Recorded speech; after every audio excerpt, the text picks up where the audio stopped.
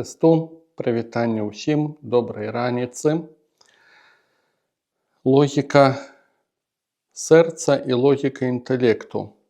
Хачу з вамі сёння паразважаць на гэтую тэму. Мне асабіста адпавядае логіка інтэлекту, логіка розуму, логіка мудрасці.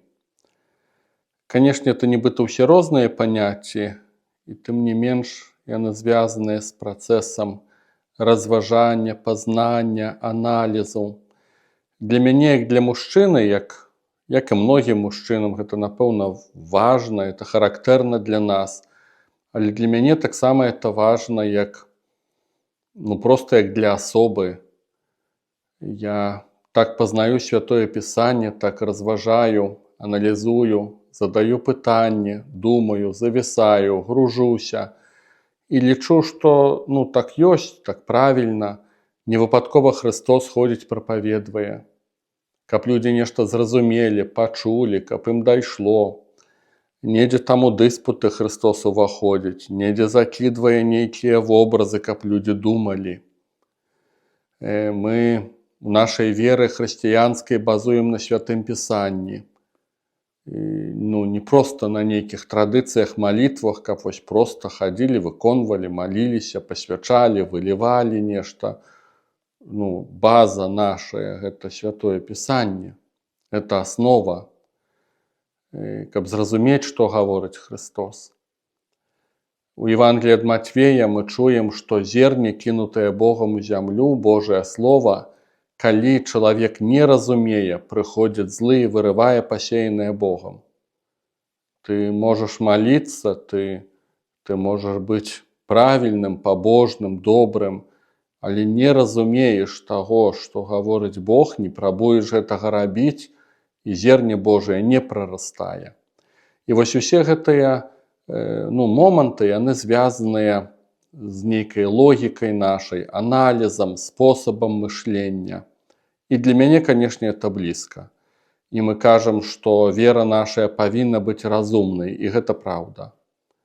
Вера, которая толькі абапіраецца на перажываннях, пачуццях, на інстынктах, на інтуіцыі, гэта такая трошку кульгавая вера. Вера павінна быць разумнай. І Христос не проста так прапаведвае. І разам з тым, хаця для мяне гэта важна і характэрна, я гэта люблю, і разам з тым ёсць іншая логіка, не логіка інтэлекту, але логіка сэрца.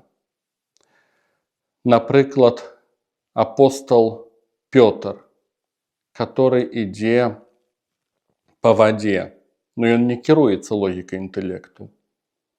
Усялякі цвярозы розум падкажа, што тут нешта неправільна ісці па вадзе.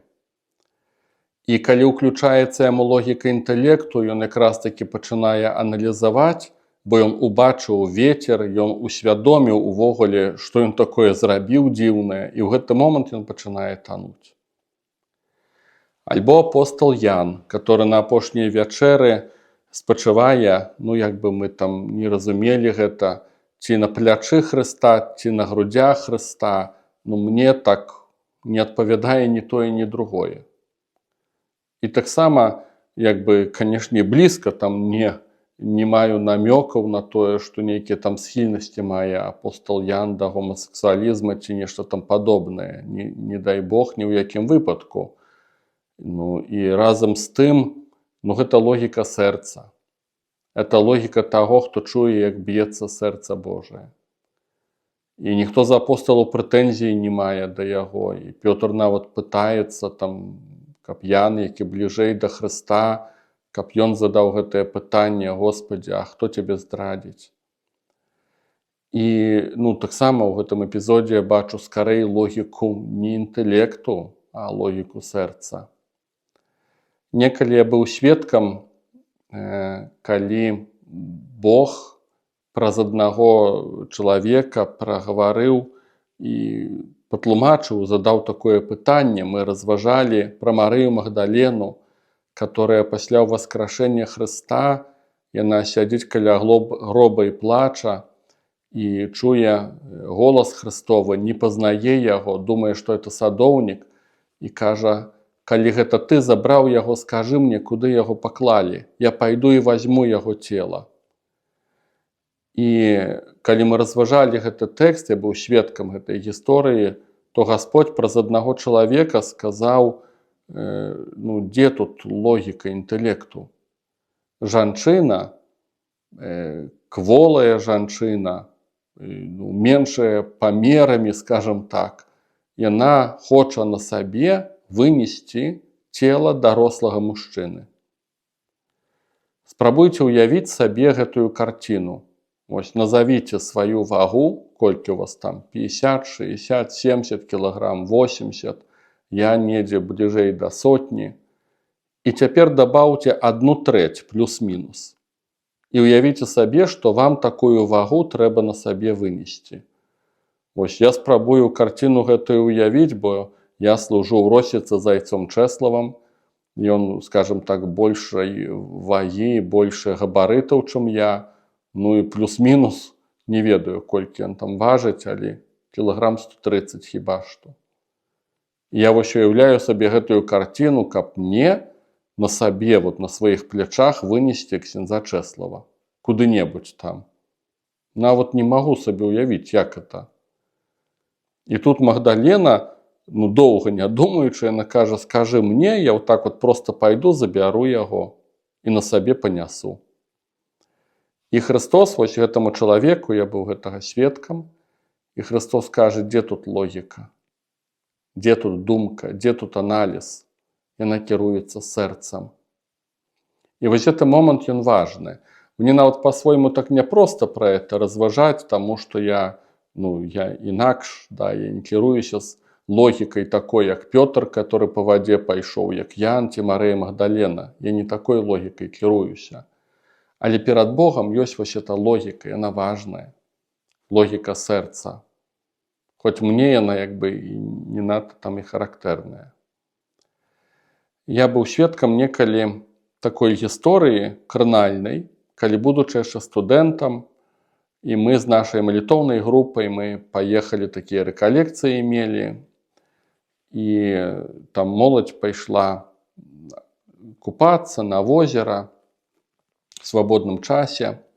І моя сяброўка, яна не ведаю, як так сталася, ці хто яе ўкінуў у ваду, ці яна сама пайшла і неяк там задалёка зайшла, яна не ўмела плаваць.